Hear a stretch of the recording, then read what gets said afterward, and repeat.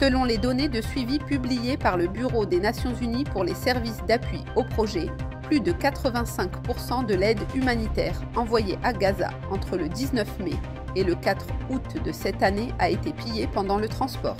Sur les 2604 camions d'aide collectés au point de passage situé le long du périmètre de Gaza au cours de cette période de près de 3 mois, seuls 300 ont atteint leur destination. Depuis le début de la guerre à Gaza, Israël est sous le feu des critiques de la communauté internationale, accusé de provoquer une famine et d'affamer intentionnellement les Palestiniens. Cependant, une analyse menée et rendue publique en février par United Kingdom Lawyers for Israel a clairement montré qu'il s'agissait d'une allégation mensongère et erronée. En réalité, Israël a fourni en toute sécurité d'importantes quantités d'aide humanitaire aux civils de Gaza, tout en combattant les terroristes du Hamas. Pour comprendre pourquoi les médias internationaux soutiennent systématiquement les terroristes, plutôt qu'Israël, veuillez lire Vérité et mensonges sur l'antisémitisme. L'UE a évité une confrontation totale avec les États-Unis en signant un accord avec le président Trump le 27 juillet.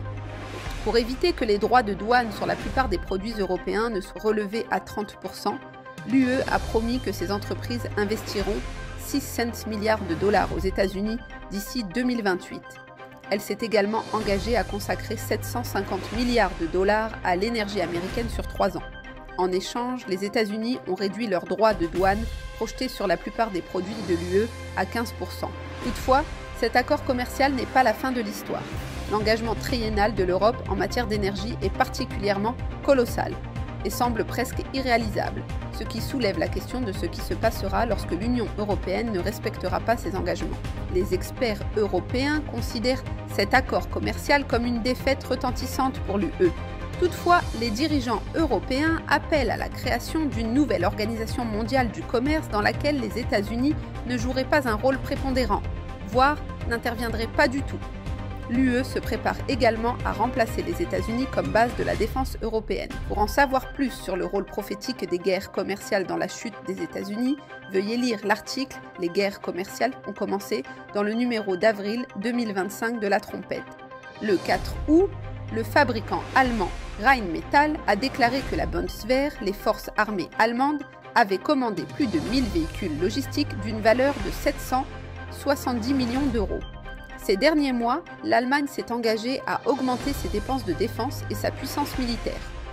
De nombreux géants de l'industrie manufacturière allemande ont ainsi délaissé la production automobile pour se consacrer à la fabrication d'armes. Rheinmetall est l'un des principaux acteurs de ce boom de la défense. Le processus de transformation de la production automobile civile en production militaire est en cours depuis plusieurs mois chez Rheinmetall et commence à porter ses fruits.